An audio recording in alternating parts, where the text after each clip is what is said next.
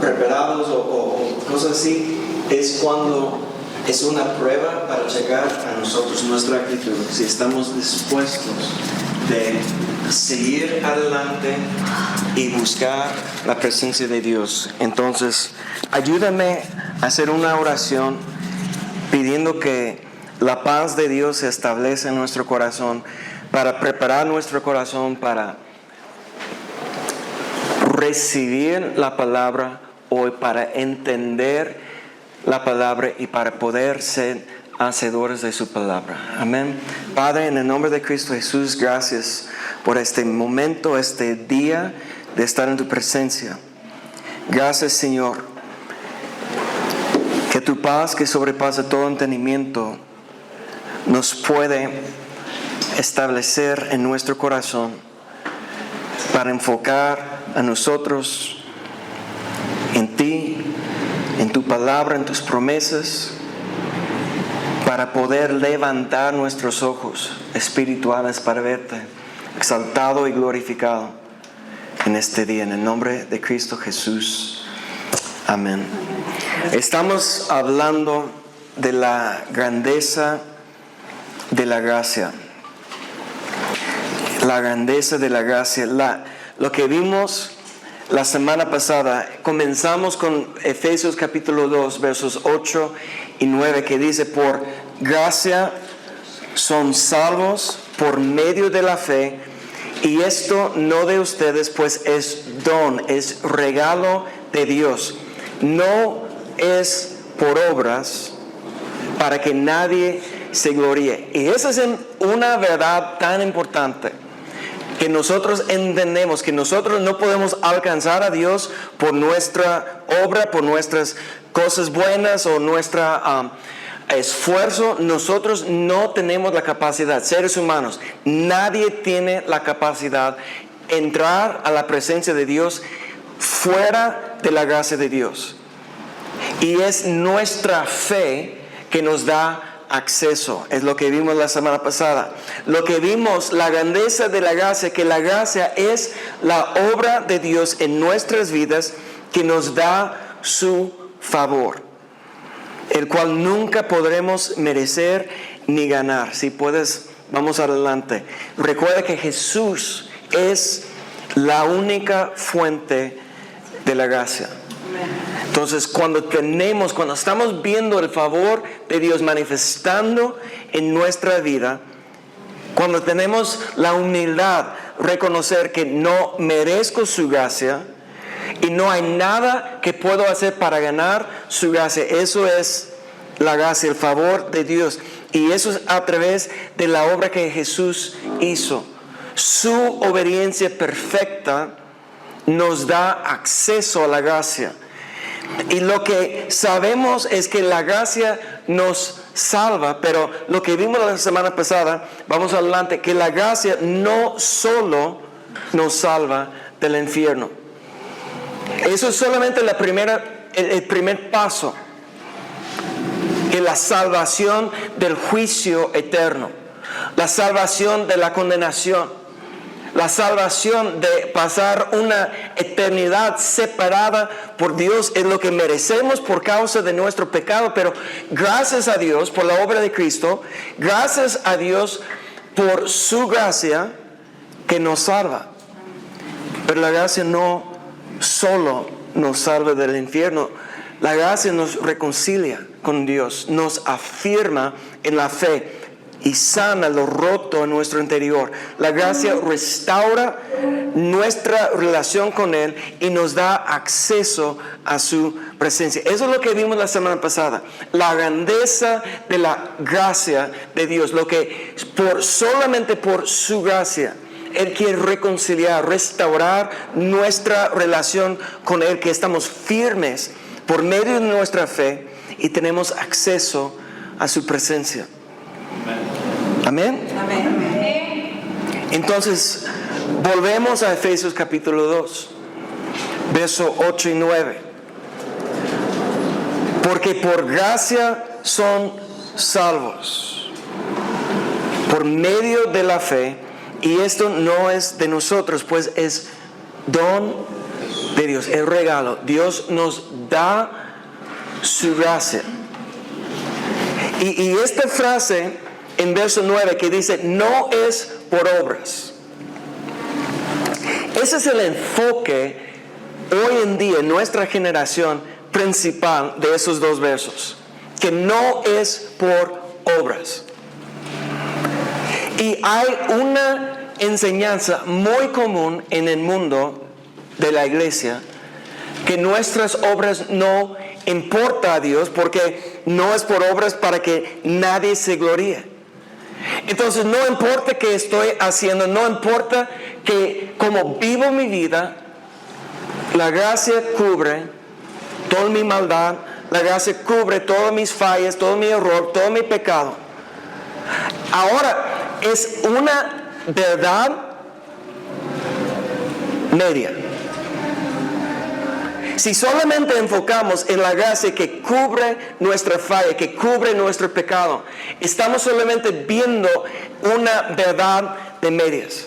No estamos entendiendo qué es todo lo que hace la gracia de Dios para nosotros, cómo la gracia nos fortalece, cómo la gracia nos da una fuerza, un poder sobrenatural para poder cumplir la obra de Dios. Si si quedamos aquí en verso 9, que no es por obras, y pensamos pues entonces no importa qué hago, y dependo solamente de la gracia por la salvación que cubre mi pecado, no tenemos un entendimiento completo. Y solamente si vamos un verso más adelante a ver lo que el apóstol Pablo, el apóstol que nos enseña la revelación de la grandeza de la gracia, él está escribiendo a la iglesia en Éfeso aquí, cuando dice no es por obras para que nadie se gloríe. Miren lo que dice el verso que sigue, en verso 10. Somos hechura de Dios, creados en Cristo Jesús, ¿para qué? Para hacer las buenas obras que Dios preparó de antemano para que anduviésemos en ellas. Amén. Muchas veces hemos escuchado que andar en el Nuevo Testamento habla de nuestro comportamiento. Andar, cuando estamos, que los que no andan conforme la carne, sino conforme al Espíritu. Andar en el Nuevo Testamento habla de nuestras obras, habla de nuestra conducta, habla de nuestro comportamiento, habla de nuestro estilo de vida. Cuando dice aquí Pablo en Efesios 2 que somos hechura de Dios, recuerdas que vimos la semana pasada en Corintios que en Cristo somos criaturas nuevas. Tenemos que nacer de nuevo, tenemos que permitir que Dios nos hace de nuevo, y todas las cosas han pasado y todo se echa nueva en nuestra vida. Entonces esto es un antes y después de conocer a Cristo, que conocer la revelación de la gracia de Dios. La gracia, la primera cosa que la gracia nos hace es nos salva de la condenación de nuestro pecado, pero cuando recibimos la gracia, hay una obra de Dios que se llama la justificación, una obra de Dios que se llama la regeneración, que estamos creados nuevo, hechura de Dios, creados en Cristo Jesús. Y ahora, toda la vida, antes de conocer a Cristo, estamos haciendo obras para agradar ¿a quién? No, antes, escucha, antes de conocer a Dios, antes de recibir la gracia, todas las obras que estamos haciendo es para agradar ¿a quién? A yo mismo, a mí mismo. Hemos vivido nuestra vida para agradar nuestra carne, para cumplir nuestros deseos, para lograr nuestros sueños. Pero después de la gracia, cuando hay una revelación que somos hechura de Dios, esa palabra hechura de Dios es como obra maestro, que Dios es un creador y que Dios está haciendo una obra maestra con nuestra vida. Sus manos está formando, sus manos está moldeando nuestra vida, nuestro comportamiento, nuestras acciones. Está cambiando, está transformando a nosotros. Dice, hechura de Dios, creados en Cristo Jesús. ¿Para qué? Hacer las buenas obras que Dios, el Creador, preparó de antemano. Eso quiere decir que antes que nacimos, antes que estamos aquí en la tierra, Dios tenía un plan, tenía obras que Él preparó, Él decidió, Él diseñó para nosotros para cumplir aquí en la tierra mientras que estamos aquí en la tierra. Ese plan de Dios es lo que Dios, como hijos de Dios, que hemos recibido la gracia, la salvación, el perdón de Dios, un día después de esta vida, vamos a estar delante del trono para dar cuentas de nuestras vidas. Y si hemos recibido la salvación, tenemos la salvación del infierno, el don, el regalo de Dios.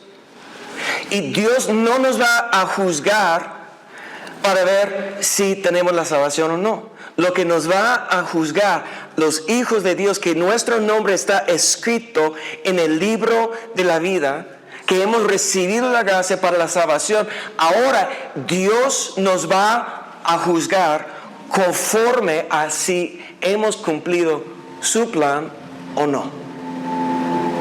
Y ahí entra la recompensa, el galardón que Dios, recuerden Hebreos 11:6, Dios es galardonador para los que le buscan con diligencia. Y buscamos a Dios para vivir conforme el plan y la obra que Dios preparó desde antemano, antes que estamos aquí en la tierra, antes que nacimos. Dios tenía pensamientos de nosotros. Y Dios está pensando en qué puede usar con nuestras vidas. Y es por eso que Dios nos envía para cumplir un propósito, para cumplir su plan. El problema es que para cumplir el plan de Dios tenemos que morir a nuestros planes, a nuestros deseos, a nuestros sueños, para que podamos andar en las obras que Dios tiene planeado para nosotros. Entonces, lo que vamos a ver el día de hoy, que la grandeza de la gracia no solamente restaura, la gracia no solamente salva, pero también la gracia perfecciona. Nos capacita para vivir en santidad, servir a Dios con reverencia y cumplir el plan, el propósito de Dios en nuestra generación, en nuestra vida terrenal. Y yo sé que mucha gente no entiende la palabra perfecciona, perfectos. Y no quiere decir perfecto que es imposible hacer un error o fallar o pecar. La palabra perfecta en el Nuevo Testamento habla de llegar a una madurez espiritual para ser guiado por el Espíritu y no por deseos carnales. Y es una obra, vamos a ver el día de hoy, que es una obra de la gracia de Dios en nuestra vida. Que la gracia hace mucho más que solamente salvarnos o anular la ira de Dios en nuestra vida. La gracia nos da el poder, la capacidad para vivir en santidad, servir a Dios con reverencia y cumplir el propósito de Dios. ¿Cuántos quieren cumplir el plan de Dios? Esa canción que cantamos al final, que es una declaración: yo iré para hacer el plan que Dios tiene para mí. Y yo usaré mi voz, usaré mis dones, mis capacidades. Y piensen en eso. ¿Quién nos dio la capacidad que tenemos? La inteligencia, la mente, los talentos. ¿Quién nos da la salud, la fuerza en esta vida? Es Dios. Y escuchen bien y entienden que no importa si conoces a Dios o no, Dios te ha dado capacidades y talentos y fuerza y salud. No importa si reconoces a Dios o no, todo lo que tenemos es regalo de Dios. Y cada quien tenemos que decidir si vamos a usar lo que Dios nos ha dado solamente para cumplir nuestros deseos, nuestros sueños, o si vamos a vivir conforme el propósito que Dios tiene para nosotros. Quiero ver un verso aquí en la carta que el apóstol Pablo escribe a Tito, un ministro, bajo la cobertura de la enseñanza del apóstol Pablo en sus días. En Tito capítulo 2, escuchen lo que Pablo dice. Porque la gracia de Dios se ha manifestado. ¿Para qué? Para la salvación. Es el primer propósito. La primera cosa que hace la gracia es la gracia nos salva. ¿Y a quién ha manifestado? Dice a todos los hombres. Ahora nosotros no creemos que todos van a recibir la salvación. La salvación es disponible para todos. Dios amó al mundo, está ofreciendo la obra que hizo Cristo en la cruz, su sangre preciosa que pagó el precio para reconciliar y restaurarnos la relación con Dios. Ha manifestado para ¿quién? Todos los hombres. Pero no todos van a recibir su regalo, su don de la gracia para salvación. Pero la salvación es la primera etapa. Porque la gracia de Dios se ha manifestado para salvación a todos los hombres. ¿Y qué dice después? Enseñándonos que renunciando la impiedad y los deseos mundanos, vivamos en este siglo sobria, justa, piadosamente, aguardando la esperanza bienaventurada y la manifestación gloriosa de nuestro gran Dios y Salvador Jesucristo. Ya ves que Pablo comienza explicando, sí, la salvación nos salva, pero hace mucho más. Él dice que la gracia nos enseña. La gracia nos enseña cómo vivir. ¿En qué debemos estar enfocados? ¿En qué debemos estar usando nuestros dones, capacidades, fuerzas, tiempo para hacer en esta vida? La primera cosa que la gracia nos enseña es renunciar. ¿Qué quiere decir la palabra renunciar? Dejar. Rechazar, dejar, despojar, soltar. ¿Qué? La impiedad y deseos mundanos. La impiedad, muchas veces yo creo que en español pensamos que la piedad es como misericordia, pero la piedad es mucho más amplia. La piedad es como el carácter de Dios, es ser como Dios. Entonces, impiedad, ¿qué será? Será un contrario al carácter de Dios. Entonces, ¿qué es la contrapeso de el carácter de Dios? Es la carne, mi deseo. La gracia me enseña que tengo que renunciar la impiedad. Me enseña que tengo que rechazar mis deseos mundanos. El deseo de ser como el mundo. Juan dice que el mundo pasará y sus deseos. Y solo el que hace la voluntad del Padre permanecerá para siempre. Entonces la gracia me enseña a renunciar a la impiedad, los deseos mundanos, y la gracia me enseña cómo vivir mi vida. piadosamente, conforme el carácter de Dios, aguardando la esperanza. Entonces la gracia, vamos adelante, la gracia nos enseña a vivir para Dios. La gracia instruye, no solo perdona. Nos enseña qué rechazar, cómo vivir y qué esperar.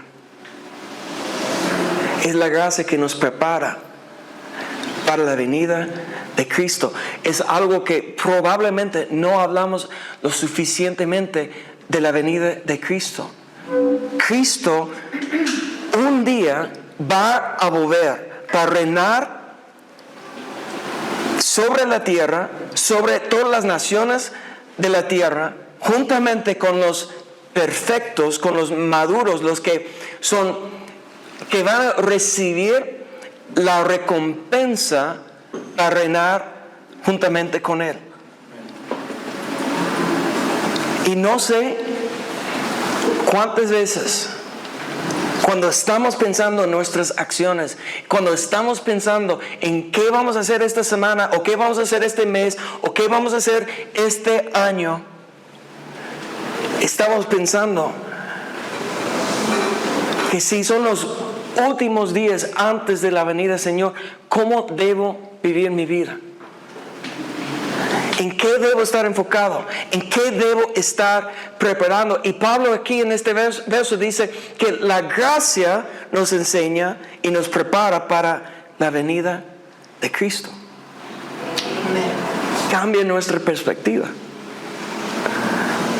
La gracia no debe solamente salvarme y darme la actitud, pues no importa mis obras. La gracia me da la capacidad de estar preparados para la venida del Señor, para reinar juntamente con Él, para ser parte de su ejército. ¿Quién está pensando en la eternidad? O si solamente estamos pensando en qué voy a hacer hoy y mañana, solamente estamos pensando en lo que quiero lograr, en el reconocimiento que quiero en esta vida.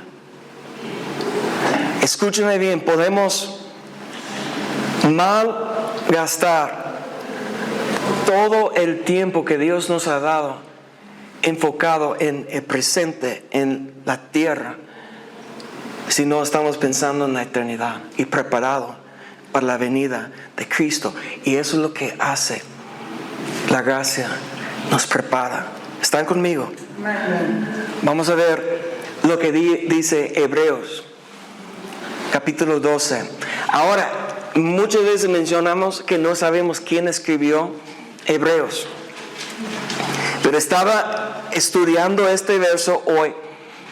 Y porque ustedes que usan la Reina Valera 1960, la traducción es muy distinta a lo que lo tengo aquí. Entonces yo estaba buscando en versiones más antiguas. En la Reina Valera 1909 está escrito así. Pero yo fui hasta ¿han visto la traducción Oso de 1500 y algo? Y en esta traducción, él dice que es la carta de Pablo a los hebreos. Ahora, hay mucha controversia y mucha duda, pero lo que siempre he dicho yo es que no sé quién lo escribió, pero tiene la influencia de Pablo. Es alguien que conoce muy bien el Antiguo Testamento y que conoce la cultura de los hebreos, pero también tiene una revelación de la gracia de Dios. Entonces, si no es Pablo, tiene que ser uno de sus discípulos. Y escuchen lo que dice aquí Hebreos 12, 28. Y creo que esta es la mejor traducción. Así que habiendo recibido un reino que no puede ser sacudido, dice, retengamos ¿qué? La gracia. Y mediante ella, mediante la gracia, sirvamos a Dios agradándole con temor y reverencia. No tengo ninguna idea porque en la Reina Valera 60 usa la palabra gratitud en lugar de gracia. Porque en el griego es la palabra charis, que es la palabra gracia. Entonces confírme, el oso confirma en 1909, confirma, y esa traducción confirma que esa palabra dice, retengamos la gracia. Ahora, dudo que recuerden lo que vimos la semana pasada, pero entonces déjame recordarles. Aquí en este verso, en este capítulo de Hebreos capítulo 12, lo que vimos en el mismo capítulo de la semana pasada. No dejes de alcanzar la gracia. ¿Alguien recuerda esto? Que la posibilidad que está diciendo aquí el autor de Hebreos, que podemos dejar de alcanzar la gracia, y ahora está confirmando la misma idea que dice retengamos la gracia, que no dejamos de alcanzar la gracia, retengamos la gracia, y por medio de la gracia ¿qué? Sirvamos a Dios, agradándole con temor y reverencia. Entonces, la gracia nos capacita para servir a Dios con temor reverente. No podemos servir a Dios sin su gracia.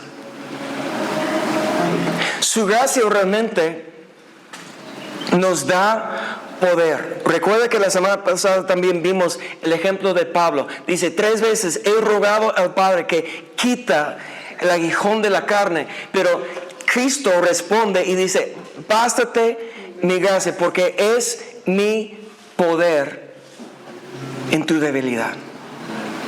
Amén. La gracia de Dios nos da el poder, la fuerza sobrenatural para poder servir a Dios. Y aquí yo quiero animar a todos, y espero que los que no están aquí puedan escuchar esto, que la gracia de Dios nos da el poder para servirle, y entonces debemos estar pensando en qué es la obra que Dios tiene preparado para mí. Y aun cuando es muy común que la gente dice que no importan mis obras, ustedes recuerdan, han leído en Apocalipsis la revelación de Jesucristo que fue dado al profeta Juan en capítulos 2 y 3, cuando Jesús está hablando a las 7 iglesias. Muchas gracias. Hay una frase que se repite 7 veces. Cada una de las iglesias, Jesucristo dice, yo conozco tus obras. Recuerden cuando Jesús fue al templo y dice que Jesús está viendo a todos echar sus ofrendas, dar su ofrenda en el templo. Jesús está viendo, pero entra una viuda y da 2 monedas, como 2 centavos. Nada prácticamente, conforme la mentalidad del ser humano, ella no daba nada. Y Jesús dice, estaba viendo su obra y dice, esa viuda ha dado más que a todos. Porque los demás están dando ¿de qué? De su abundancia. Y ella estaba dando de su necesidad. Echó todo lo que tenía. No me digas que Jesús no está viendo tus obras. No me digas que Dios no está viendo mis obras. No importa a Dios qué estoy haciendo, cómo vivo mi vida, cómo hago mis decisiones, cómo estoy pasando mi tiempo. Si Jesús en Apocalipsis, el último libro de la Biblia, dice 7 veces, yo conozco tus obras. Está viendo, está mirando, está comparando lo que estamos haciendo con nuestro tiempo, con nuestro talento, con nuestro tesoro que Él nos ha dado, comparando lo que estamos haciendo con su plan. Amén. O ay de mí. No sé cuál aplica. Pero nosotros necesitamos estar consciente que Dios ha preparado obras que debemos cumplir para poder recibir. No estoy hablando de recibir la salvación, recibir la recompensa, recibir el galardón. Y recuerden que les compartí hace unas semanas que alguien me preguntó, ¿realmente valdrá la pena la recompensa? Si preguntas eso, no conoces a Dios. No conoces la grandeza de su gloria, de todo lo que Él tiene preparado. En Corintios dice que ojo no ha visto, oído no ha... Oído escuchado. Ustedes bien, que no han escuchado, que no han visto lo que Dios tiene preparados para los escogidos. El Dios eterno, todopoderoso, tiene cosas que quiere regalar, recompensas que quiere dar, que no podemos imaginar. Pero tenemos que vivir nuestra vida para servir a Dios. Es la gracia que nos permite servir con temor y reverencia, pero no por obligación. Jesús dijo, si alguno quiere ser mi discípulo, niéguese a sí mismo, lleve a su cruz y sígueme. La condición para ser discípulo comienza con el querer. Si uno quiere ser mi discípulo, el deseo propio es la condición primero. Nosotros tenemos que decidir que no quiero vivir toda mi vida por mis deseos y mis sueños y mis planes. Yo quiero conocer qué es el plan de Dios. Yo quiero seguir el plan para servir a Dios como Él preparó desde antemano, desde antes que nací. Y es la gracia que nos permite, es la gracia que nos da el poder para servir con temor. Temor, recuerden, reconocer la grandeza de Dios y reconocer que lejos de Dios, separado de Dios, no puedo hacer nada. Tengo que estar junto a Dios. Vamos a ver un testimonio del apóstol Pablo en 1 Corintios capítulo 15, verso 10. El testimonio de Pablo dice, pero por la gracia de Dios soy lo que soy. Y su gracia, mire lo que dice, no ha sido en vano. ¿Cuántos recuerdan la semana pasada que vimos que no reciben la gracia en vano?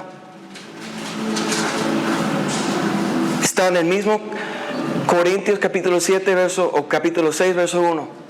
Segunda de Corintios 6, 1. No reciben la gracia en vano. Ahora Pablo está testificando, no he recibido la gracia en vano. ¿Y cómo puede comprobar? ¿Qué es la muestra que no recibió la gracia en vano? Dice, antes he trabajado más que todos ellos. Ahora, yo sé que en nuestra cultura hoy en día dicen que no debemos comparar a nosotros con los demás, ¿verdad? Y yo creo que es una verdad que comparándonos con alguien más, podemos sentir que no somos nada, que no estamos haciendo nada. En mi caso, yo siempre estoy viendo el apóstol Zuno, el apóstol Darío, que me ganan por 20 años, y el conocimiento de la palabra que tiene, y la influencia que tiene, y la sabiduría que tiene, y comparándome con ellos, no soy nada. Y no me ayuda compararme con alguien que me gana por 20 años. Realmente, la competencia en nuestra vida debe ser no con los demás, sino con el plan que Dios tiene para mi vida. Amén.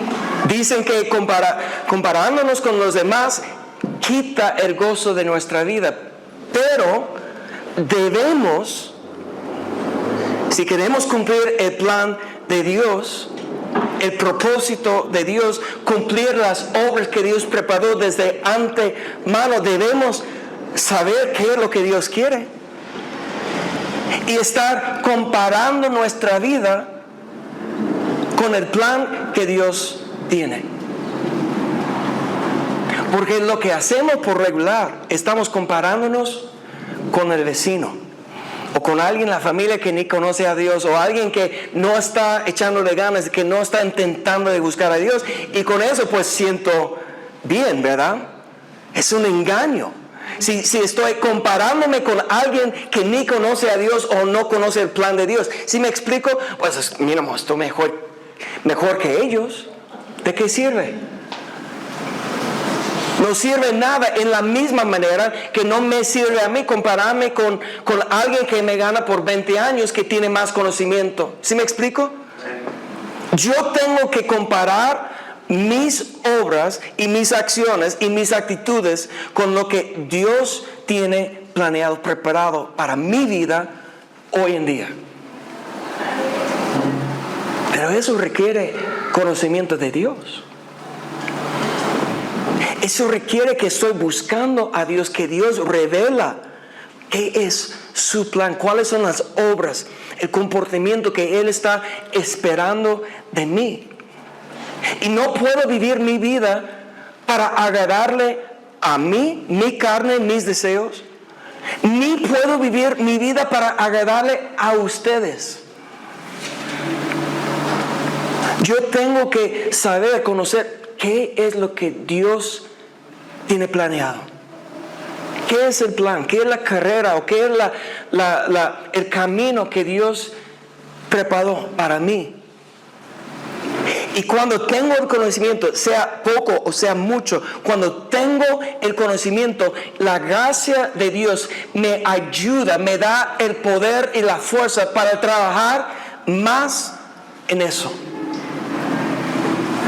Él dice, he trabajado más que todos ellos. Pero no yo. Él no está jactosando, ¿cómo se dice? Vanagloriándose. Él está dando la gloria y el reconocimiento a Dios por su gracia. No yo, sino la gracia de Dios conmigo. Hoy en día la gente usa la gracia cubriendo sus fallas, cubriendo su pecado, cubriendo su falta de deseo de conocer a Dios y su plan y cumplir su plan. No soy perfecto, soy humano. ¿Han escuchado eso? ¿Sí o no? Sí. No soy perfecto, soy humano, y Dios conoce mi debilidad, Dios conoce mi corazón, mis buenas intenciones. Tengo buena intención, pero no hago nada. Es una contradicción de la palabra de Dios. Es una contradicción del propósito de la gracia. La gracia no es solamente cubrir. De hecho, dice que el amor cubre todo el pecado. Sí, el amor de Dios. Y nuestras relaciones, el fundamento de nuestra relación con Dios es su amor, que Dios nos amó primero. Pero la gracia no es para cubrir.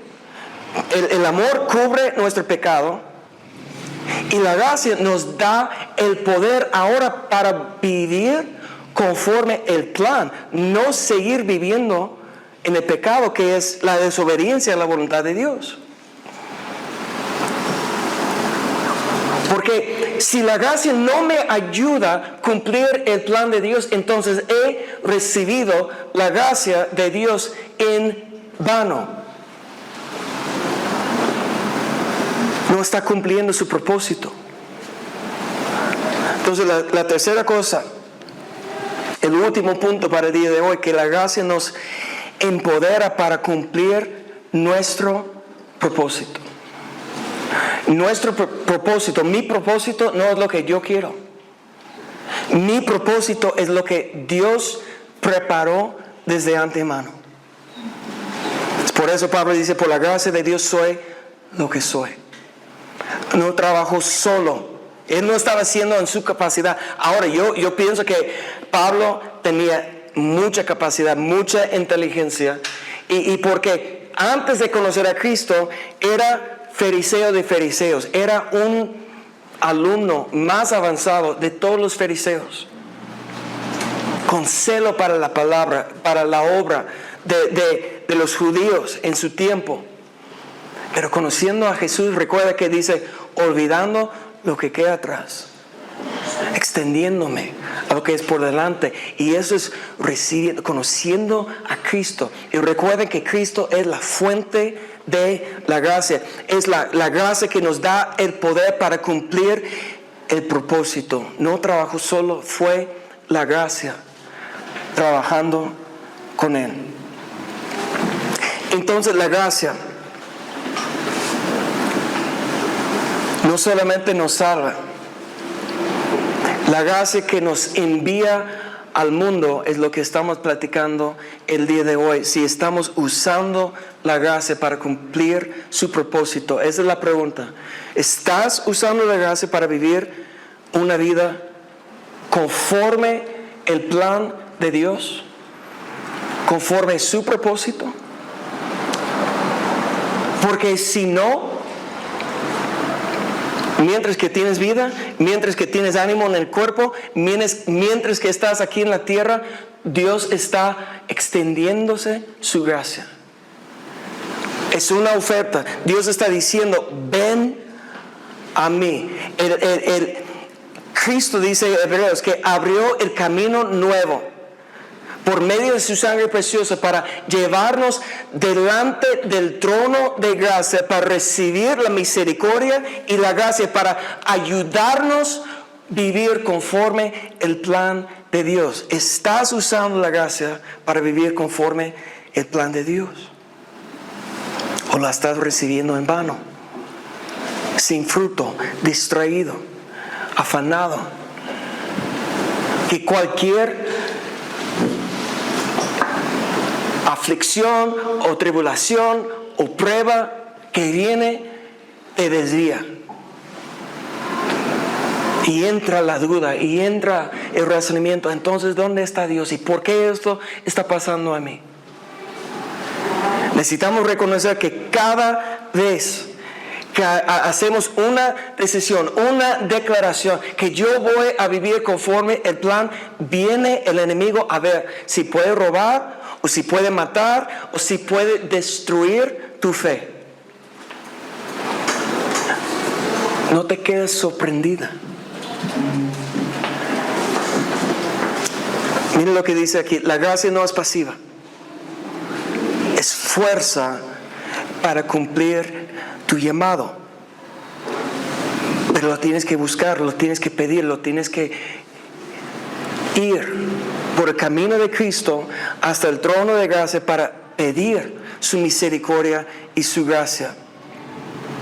Recuerden, la grandeza de la gracia no solo restaura, también nos perfecciona, nos equipa, nos capacita para vivir en santidad, servir con reverencia y cumplir el propósito de Dios en nuestra generación. Pero, ¿qué es lo que tenemos que hacer para alcanzar la gracia?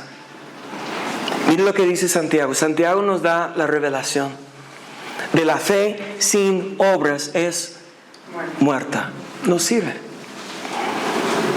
Y Santiago, cuando él habla de la gracia, mira su perspectiva. Dice, él hablando de Cristo, hablando de Dios, da mayor gracia.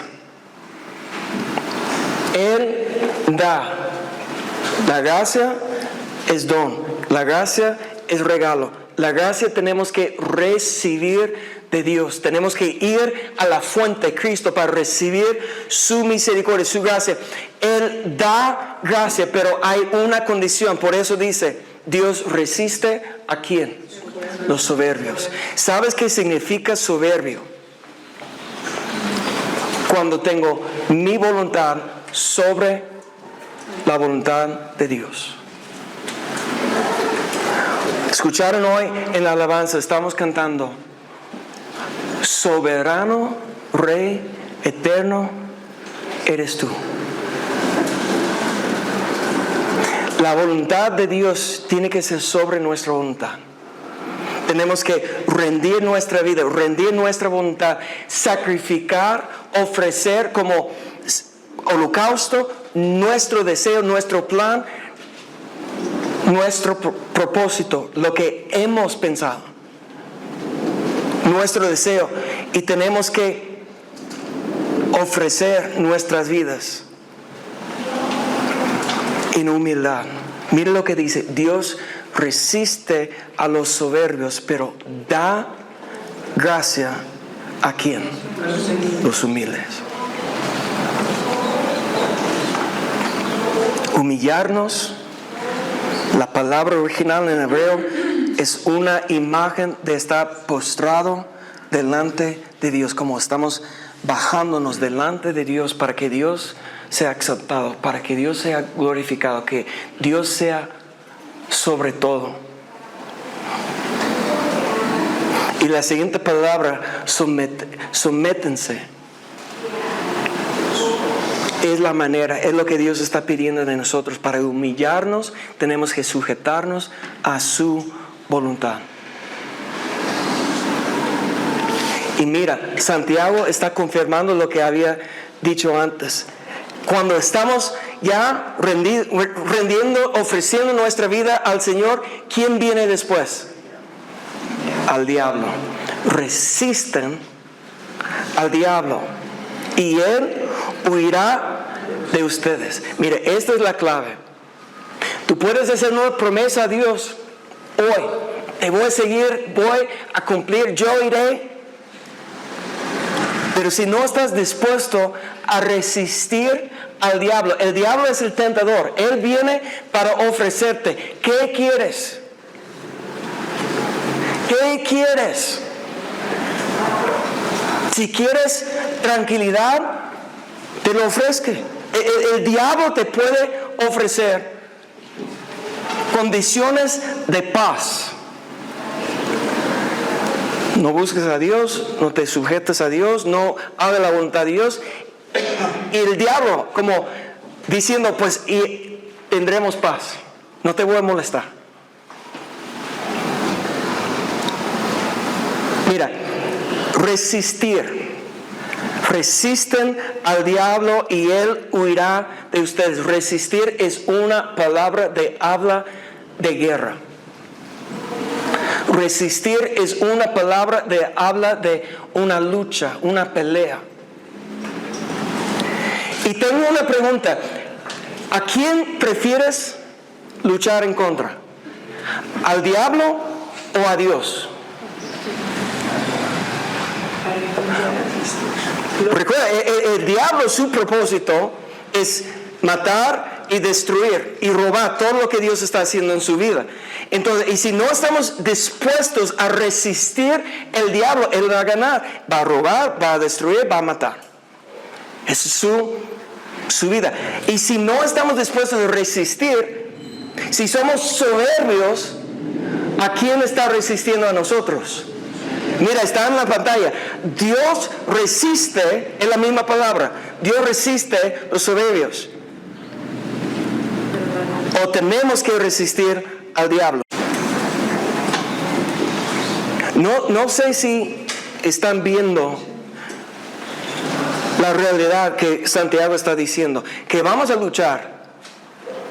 O vamos a luchar para hacer la voluntad de Dios, resistiendo el diablo, o vamos a hacer paz con el diablo y ya Dios está resistiendo a nosotros mismos.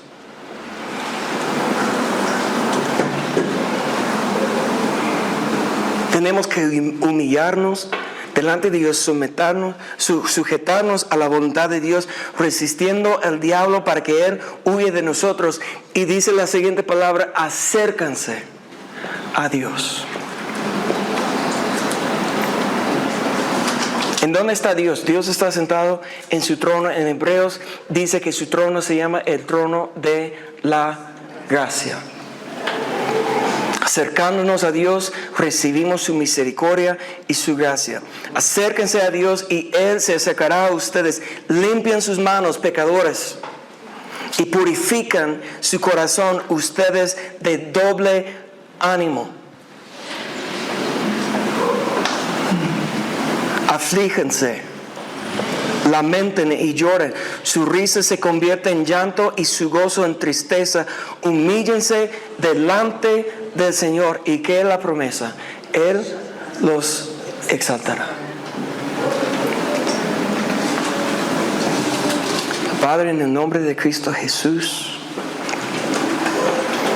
ayúdanos a recibir